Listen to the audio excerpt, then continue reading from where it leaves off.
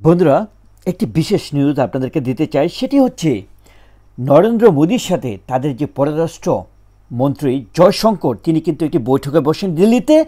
Basically বাংলাদেশের যে পরিস্থিতি, সে পরিস্থিতির নিরিখেই তারা আসলে একটি বৈঠকে বসেছেন। বিষয়টা আসলে ইন্ডিয়াতে বাংলাদেশের যে পরিস্থিতির ভিতর দিয়ে যাচ্ছে, আপনারা জানেন যে চিন্ময় কৃষ্ণ দাস ব্রহ্মচারী নামে যাকে আসলে গ্রেফতার করা হয়, সেটিকে কেন্দ্র করে বাংলাদেশে একটি দাবানলের মতো একটি বিক্ষোভ চারদিকে ছড়িয়ে যাচ্ছে, একটা দাঙ্গার দিকে চলে যাচ্ছে। আসলে বাংলাদেশ সাম্প্রদায়িক একটা দাঙ্গার দিকে চলে যাচ্ছে। আপনারা দেখেছেন যে কিভাবে আসলে আন্দোলনটা জড়ো হয়, যেভাবে তাকে আসলে গ্রেফতার করা হয়, কোর্টে থেকে আবার তাকে খারিজ না করে তাকে আবার জেলখানায় পাঠানো হয়।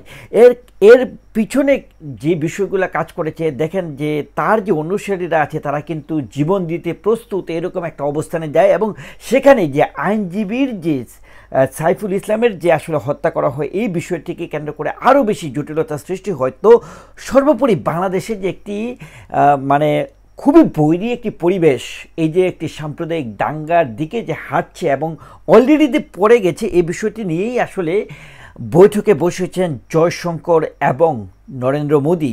বুঝতে পারছেন, আজকে দেখতে পেরেছেন যে কলকাতায় কীরকম বিক্ষোভ হচ্ছে, মানে বিক্ষোভে ফেটে পড়ছে।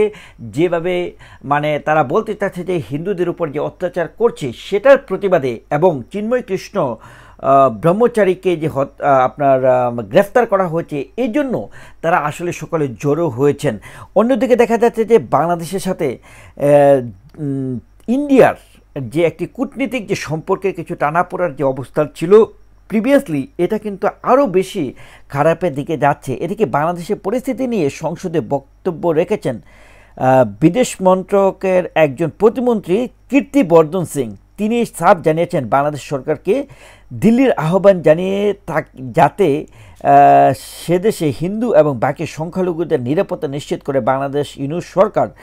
দিল্লির সাফ বার্তা, বাংলাদেশ সরকারের উপরেই সে দেশে নাগরিক বিশেষত সংখ্যালঘুদের নিরাপত্তা দায়িত্ব বর্তায়, ফলে সেটা যেন নিশ্চিত হয় তা ঢাকাকে স্পষ্ট বুঝিয়ে দিতে চান দিল্লি। সে প্রেক্ষাপটে এদিন মোদির সঙ্গে যে জয়শঙ্করের সাক্ষাৎ হয়, সেখানেও তাৎপর্যপূর্ণ কিছু বিষয়বস্তু নিয়ে আসলে আলোচনা হয়। সো বন্ধুরা, বুঝতেই পারছেন এই যে তাদের যে বৈঠক, এই বৈঠকে এবং তাদের যে আপনার বাংলাদেশ এবং ইন্ডিয়ার যে বর্ডার, সে বর্ডারে কিন্তু সেনাবাহিনী বা আপনার যৌথ বাহিনী তাদের যে আসলে তৎপরতা এবং যেভাবে আসলে সেনা কর্মকর্তাদের যে তৎপরতা, আপনার বর্ডার গার্ডের যে তৎপরতা, সকল কিছু মিলিয়ে বোঝাই যাচ্ছে যে একটি আতঙ্কর সৃষ্টি হচ্ছে এবং বাংলাদেশ এবং ভারতের মধ্যেও একটি বৈরী পরিবেশের সৃষ্টি হচ্ছে বলে মনে করা যাচ্ছে। বন্ধুরা, ভালো থাকবেন আপনারা।